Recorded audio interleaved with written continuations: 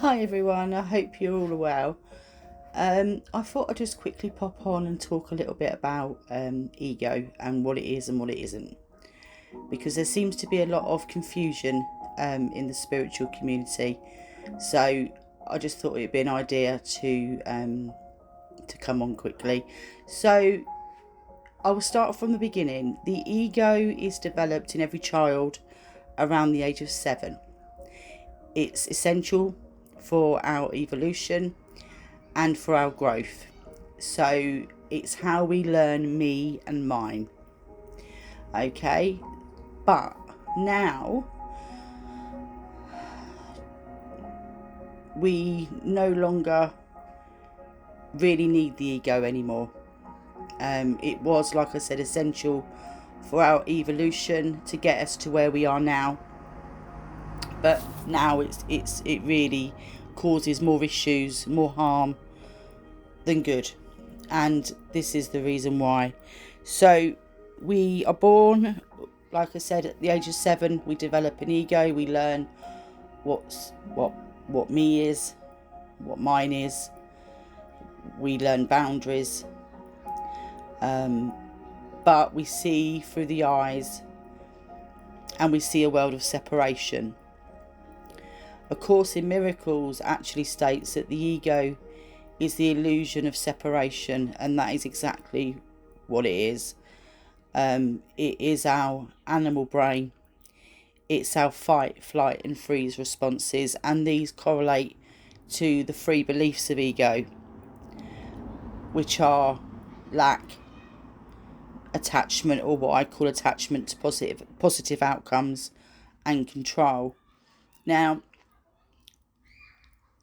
we believe, or most of us do, at some point, and I would say the majority of the world believe that voice in the head that sounds very much like us, how we sound when we talk, we believe that is us, that's who we are, that's what our ego is. So our ego is the little voice in the head, and it's where all judgments come from. It's where illusion of separation. We see ourselves in this body. We believe we're separate from everything, and it's just an illusion. But the ego is strong in lots of people, and a lot of people's understanding of the ego is a part of the ego where if somebody identifies very much with their body and their looks, and oh, look how beautiful I am, and look how handsome I am, and look at the muscles in my body, aren't I beautiful, which inflates the ego. They get a sense of self from their looks and their body. And then you could have another person who's not particularly attractive and doesn't really like their body very much, but they're very smart, so they'll identify to that and say, well, yeah, I'm not beautiful and I haven't got an amazing body, but I am really clever. So they identify with that. That's who they are. I'm a very clever person. That's me. That's the ego. That isn't you. And people also identify with their jobs. I'm a doctor, this is what I am, this is who I am. I'm a nurse, I'm a car, a van driver, I'm, and all sorts of job titles people identify with. You can identify with things like a football club. Even my own children, they support Man United Football Club, and they truly believe that's who they are. And then when somebody disagrees, they feel personally attacked because you're attacking what they believe. You're attacking me, my identity, who I am. So people become triggered because of this. Years, thousands and thousands of years ago, in tribes, you would have tribes that would have a collective ego. This is my tribe, this is who I am. And if somebody came that wasn't from that tribe, they would kill those people because they're not part of their identity, they're not part of their club. So they were seen as a threat. They were a threat to their survival. And then you have, like I say, the three beliefs. So we're in this body, we see ourselves as separate, and we believe that we're always lacking, we're always seeking for more, more of everything. We need bigger houses, we need bigger cars. It's never enough. And then we become jealous of other people, angry at other people, because they're seen as a threat, because they've got more than they have and they don't like it. And then the attachment. You're attached to your car or your house. You're attached to a particular train of thought. I'm going to be rich and I'm going to have this in my future and I'm going to do that in my future, and become so attached to it that if those things don't happen, it's the end of the world. Because they're so attached to those beliefs, those thought systems. People will say things like, they will delay their happiness and say, well, I'm not going to be happy until I get this or that, and then I'm going to be truly happy. And then those things come. And yes, obviously, you might be happy, you've got a beautiful car or a beautiful house and it's made you really, really happy. But it won't last for long, because then the ego will seek something else to look for, because nothing is ever enough. The ego thinks that it controls life, that it bends life to its will. I tell life and I control my life, and then when things go pear-shaped, you have all these anxieties and these panic attacks because you're so afraid. I remember years ago, I had a situation where it was Christmas and I hadn't done any of the wrapping, and I'd bought an awful lot of Christmas presents. I've got kids and I've got quite a big family. So it was like 2 days before Christmas and I hadn't wrapped any of these presents, and I can remember being absolutely paralysed with fear because I hadn't done all the wrapping, and I was so scared that I wouldn't get it all done that I was a complete mess over Christmas presents. But for me at the time, it was so real.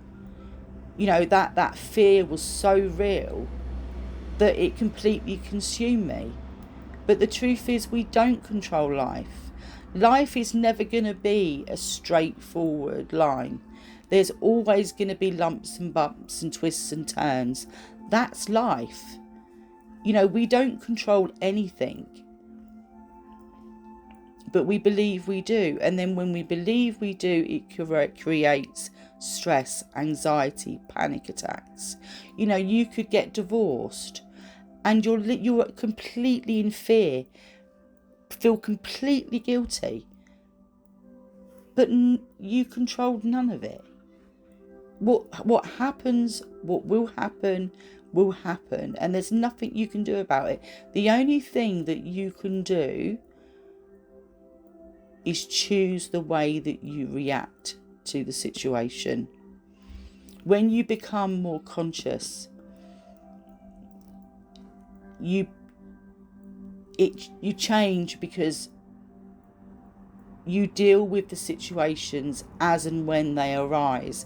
You don't worry about anything, because worrying does nothing. Worrying comes from the ego. Worrying is not who you are. And when we transcend the ego, when the ego dissolves, what's left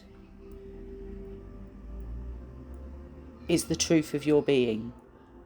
And I will do another video actually to help you feel for yourself, to have your own realization, the truth of your being, because teachers, sages, masters can only point you in the direction that they can't physically tell you, because there's no words in our language to tell you.